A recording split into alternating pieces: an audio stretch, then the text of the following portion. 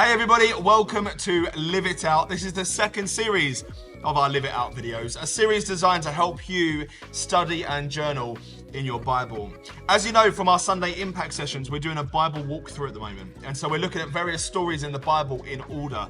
And this series is designed really to go alongside that so that you can have some additional reading, some discussion questions just to help you figure out how to study and how to get deeper into the Word. And so on Sunday morning, we looked at the story of Abraham and Sarah. What was that about, Jess? Yeah, so in the story we looked at on Sunday, we looked at the fact that Abraham was promised a son from God, but his wife Sarah had difficulties with childbearing.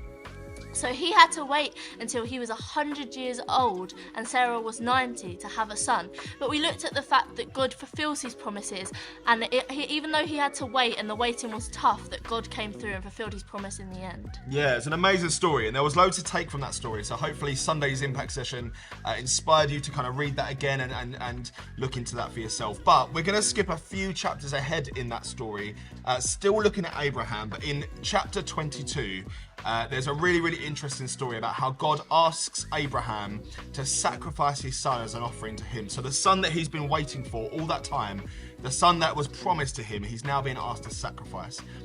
So pause the video here, read chapter 22, so Genesis chapter 22, and then we'll come back and we'll hopefully unpack that a little bit more. So pause the video and have fun reading.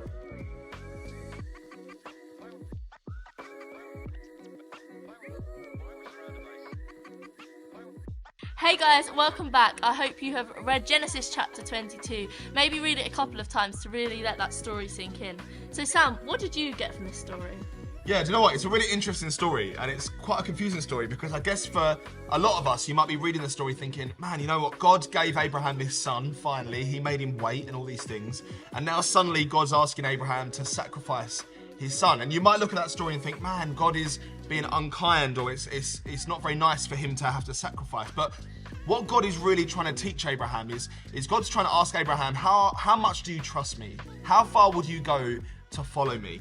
And we know that in the story that Abraham, even though Abraham's son is the most precious thing to him in the whole world, Abraham is willing to offer it to God because his relationship with God is his main priority. It's his number one thing.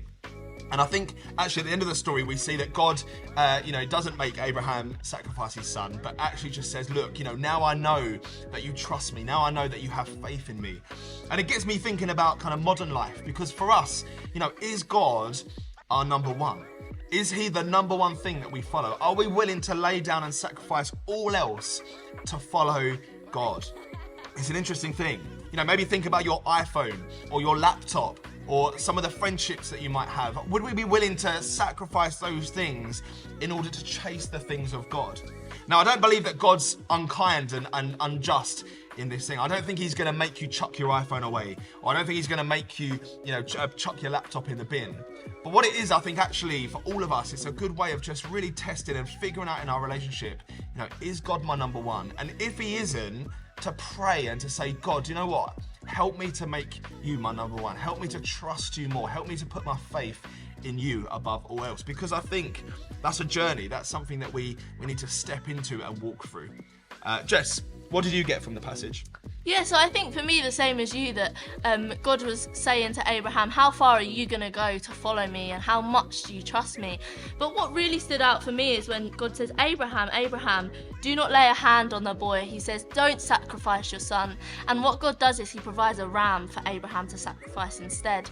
And that really stuck with me, the fact that God is kind and compassionate, and he wasn't going to make Abraham sacrifice something that meant so much to him and that was good for him. God knows what's good for us and what's not good for us, and he's only going to ask us to sacrifice what is not good for us and what is not feeding and nourishing our souls. Yeah, that's awesome. That's so good. And so we encourage you just to read the passage again. We're going to put some discussion questions just up on the screen in just a moment, just to help you kind of unpack the passage for yourself and get some stuff out of it. But we encourage you, grab your highlighters, take some time aside, maybe go into your bedroom, quiet, just read your Bible and pray to God and pray through some of these things. If you don't understand parts either, then ask God to help you. Ask God to help you understand. And so we hope this has encouraged you, and we hope that it helps you in your Bible study this week. We will see you next week for the next episode of Live It Out. See you later, guys.